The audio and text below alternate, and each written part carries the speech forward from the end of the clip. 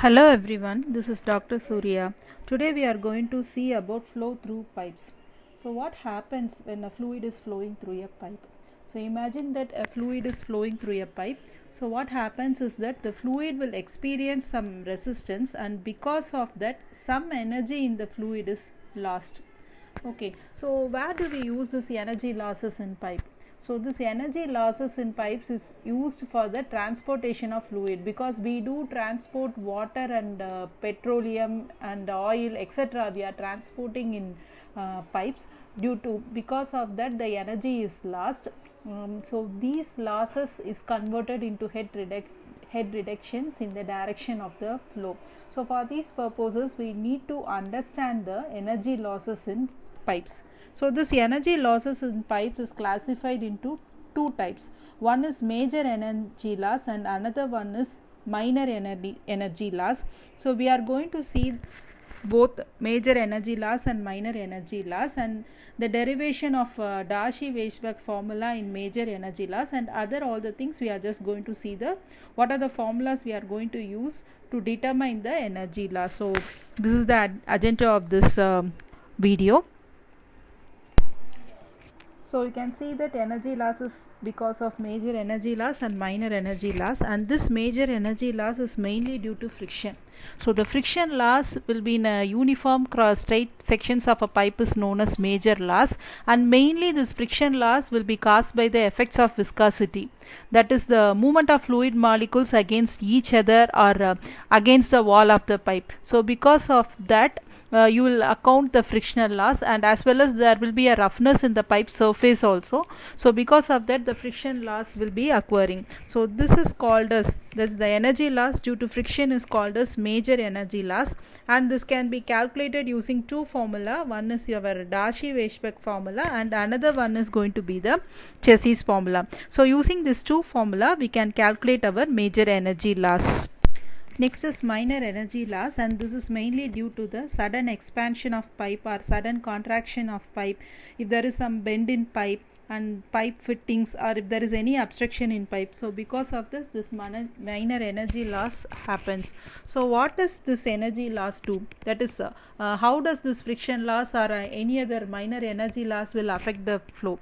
If you consider this friction loss, it will affect the flow rate and fluid pressure within the piping system. So whenever we are designing a pipe system we have to consider for these energy losses, and then only we have to design for a pipe. So moreover the fittings, and if there is any bends or walls or some expansion joints, or if there is any change in the direction, whatever can be, if you are doing in pipe, this will also create the friction, and because of that friction it will cause the pressure loss, and we will have some operational challenges when operating our pipes. So we have to consider all these losses before doing a system design. And now we are going to see the derivation of Darcy-Weisbach formula. So in order to derive the Darcy-Weisbach equation, we are going to consider a uniform horizontal pipe. So you can see in the figure it is a uniform horizontal pipe, and also we assume that it is having a steady flow. Okay, so in that pipe we are going to take two sections, that is section 1 and section 2. So P1 be the pressure intensity at section 1, P2 be the pressure intensity at section 2. L is going to be the length of the pipe, and small d is going to be the diameter of the pipe, and F dash is frictional resistance per unit wetted area per unit velocity.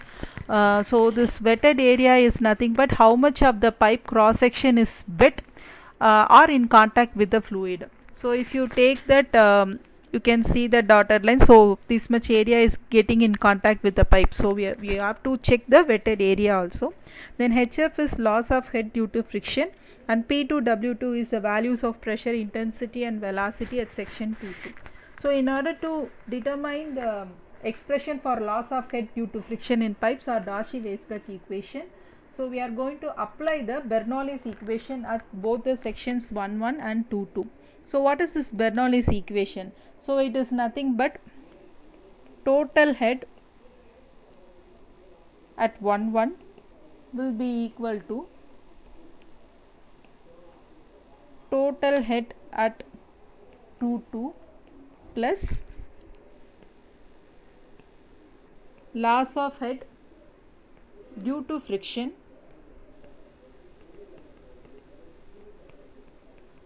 between section 1 and section 2.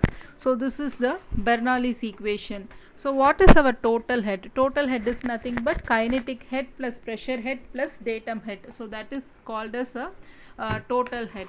So here our pressure head is P1 by rho g plus kinetic head is V1 squared by 2g plus datum head is Z1, which is equal to P2 by rho g plus V2 squared by 2g plus Z2 plus HF.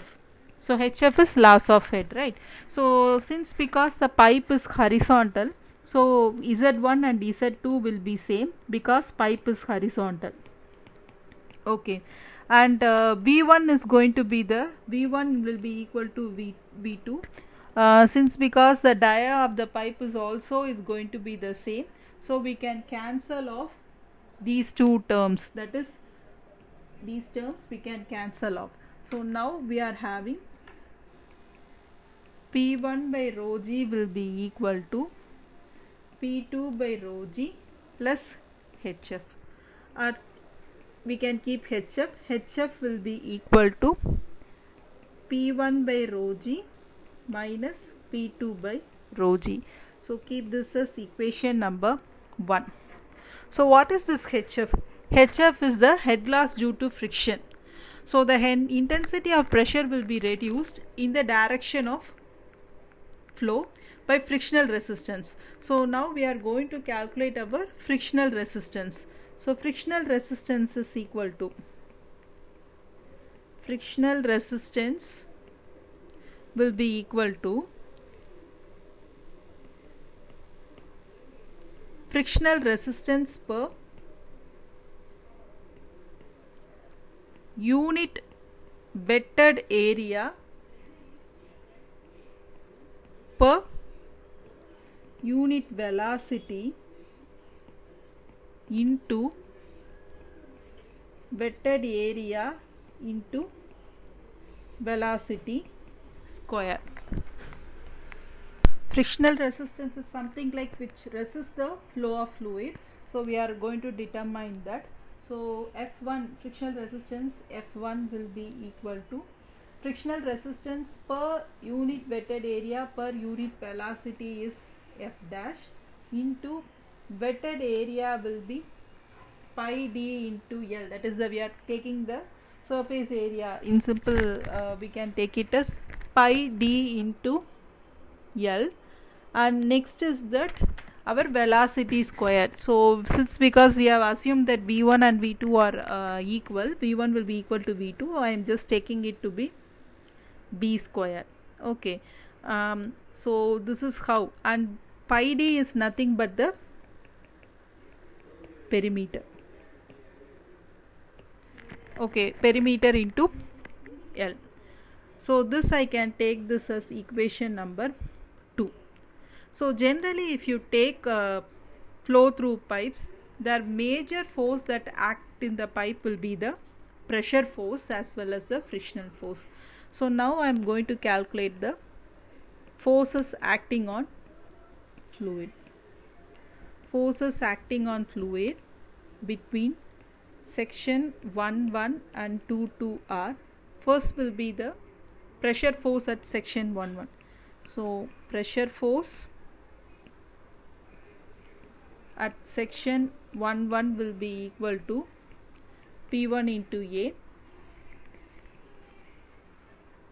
Pressure force at section 2 will be equal to P2 into A, and third one will be the frictional force F1.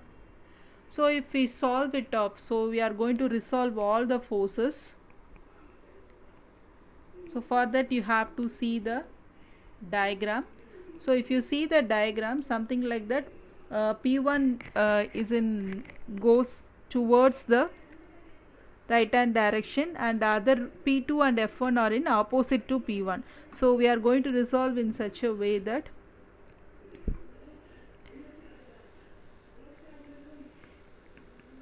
P1A minus P2A minus F1 is equal to 0. So I can take this as P1 minus P2 into A, and instead of F1 from 2 we have taken the equation F1 is equal to F dash PL V square. So I can apply this. So is equal to F1. So here if I take the equation number 2, you can go back to the equation number 2.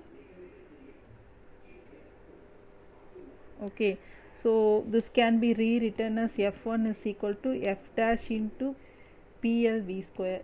So this is equation number 2. This I'll keep it as A. Okay, so equation number 2.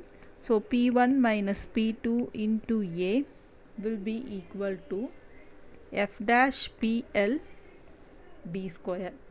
So from here P1 minus P2 will be equal to F dash PL V squared by A. So from equation 1 we have calculated. So we go back to equation 1. From equation 1 HF is equal to P1 by rho G minus P2 by rho G. So this is what we have calculated in equation 1. So from that P1 minus P2 will be equal to rho G HF. So we can equate, I keep this as equation B and this is equation C. So I am going to equate both the equations for P1 minus P2. So equate B and C. I'll be getting rho G HF will be equal to F dash PL B squared by A. So from that I am in need of HF. So HF will be equal to F dash by rho G P by A into L into V square. So keep this as equation number 3. Now if you take this equation number 3, what is this P by A? P by A is nothing but wetted perimeter by area. So I am taking only this P by A. P by A is wetted perimeter by area. So wetted perimeter is pi d divided by area is pi by 4 d square. So I can cancel this pi and d. So it becomes 4 by d. So instead of P by A,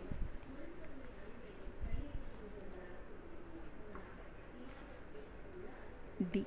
Okay, substitute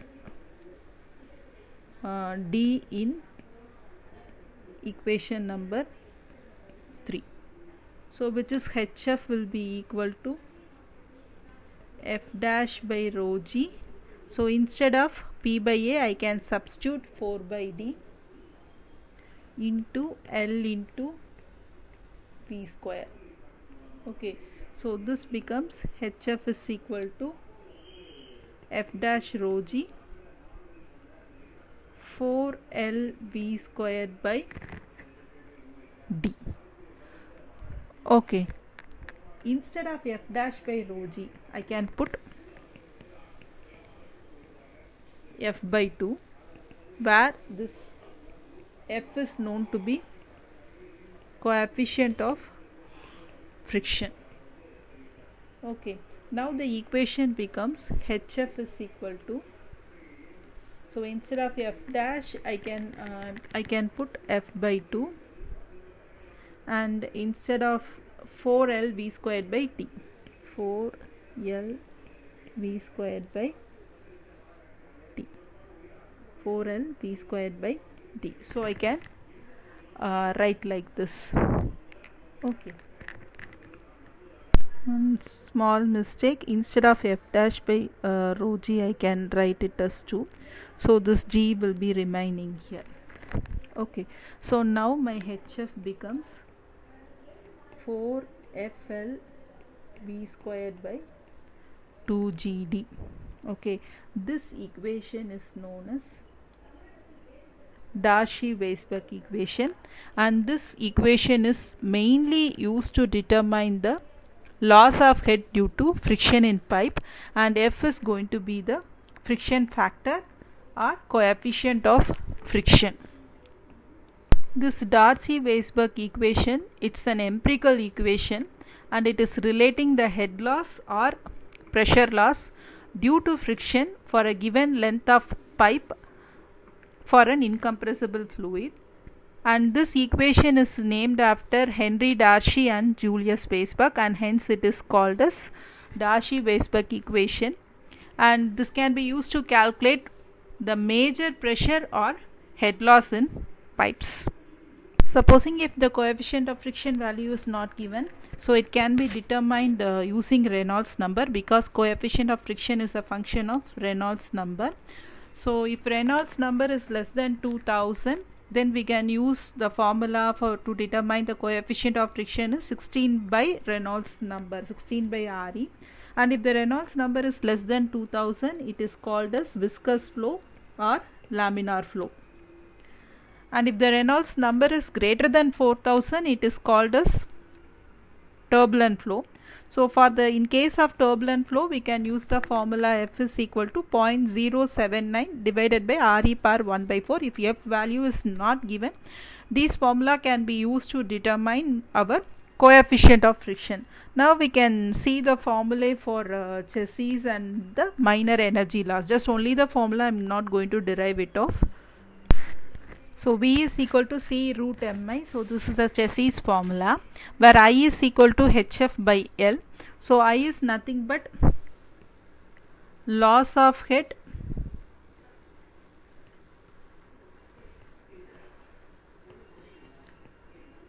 per unit length of pipe. So that is called as I.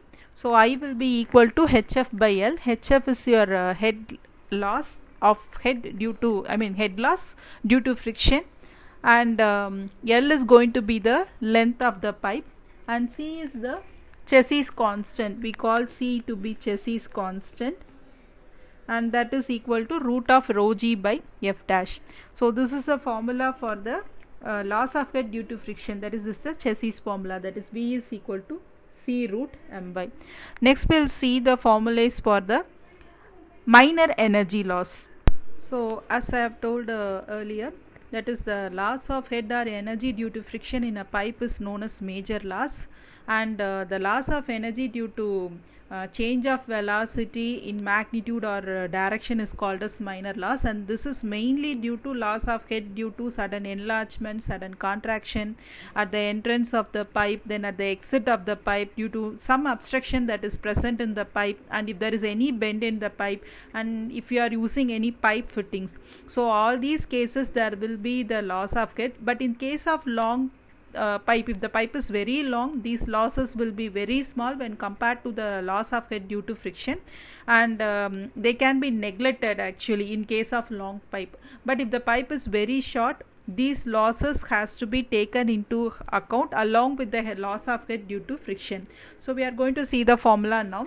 First one is loss of head due to sudden enlargement. The formula is He is equal to, since because it is enlargement, we are denoting it as He is equal to V1 minus V2 the whole square divided by 2G. It means that the pipe will be coming like this, and suddenly there will be an enlargement if the pipe is enlarging like this. So in that case we have to use this formula He is equal to V1 minus V2 the whole square by 2G. And next is contraction. This is ulta of this enlargement, so the pipe will be like this, and in between it is getting some contraction. Then we will be using Hc is equal to 0.5 into V squared by 2G. So this is the formula we will be using in terms of loss of head due to sudden contraction. And next one is loss of head at the entrance of the pipe. So there will be some loss of energy that occurs when a fluid is entering into the pipe, because from the tank or reservoir only we will be taking the water. So from the tank, when the fluid is entering the pipe, there will be some loss, and This is very similar to the loss of head due to sudden contraction, because that reservoir will be long, very long, and the pipe will be very small. So the same formula if you take in case of this 0.5 V2 squared by 2g, so here also 0.5 V squared by 2g we can take it up. Next one is loss of head at the exit of the pipe. So this is due to the velocity of the fluid at the outlet of the pipe. So either it can be in the form of free jet, or we can take it to be the if we are connecting it to any tank or reservoir from the pipe, whatever it is, we can take it like that. That is at the outlet of the pipe, and this is equal to H naught is equal to V squared by 2g. And next is loss of head due to obstruction in the pipe. So if the pipe is going on and there is some obstruction in the pipe, this loss of energy will take place because of the reduction of the area of the cross section of the pipe. So a pipe is there and in between some blockage is there or something is there. What happens is that the area is getting reduced because the water will be flowing flowing like this, and it will not take into that. So during that case we will be using the formula as HOBS is equal to Vc minus V the whole squared by 2g, and Vc is the vena contracta area, velocity of the fluid at vena contracta, and it is denoted by AV by Cc into capital A minus small a.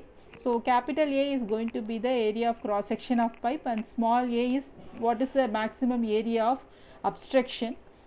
This is how we will be calculating the loss of head due to obstruction in a pipe. And next is loss of head due to bend in a pipe. Supposing if there is any bend in the pipe, the velocity of the flow will change.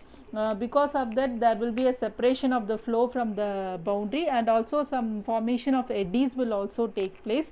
During that time the energy will be lost. So that time the head loss can be calculated as HV is equal to KV squared by 2g, where I can take K is equal to coefficient of bend. And next is loss of head in various pipe fittings. Suppose we are in position to add some valves or coupling, some T-joint, whatever it is. So if you are including some various pipe fittings in our pipe, there will be some loss of head, and this can be calculated as HP is equal to KV squared by 2g, and where K is going to be the coefficient of pipe fitting. Thank you and happy learning.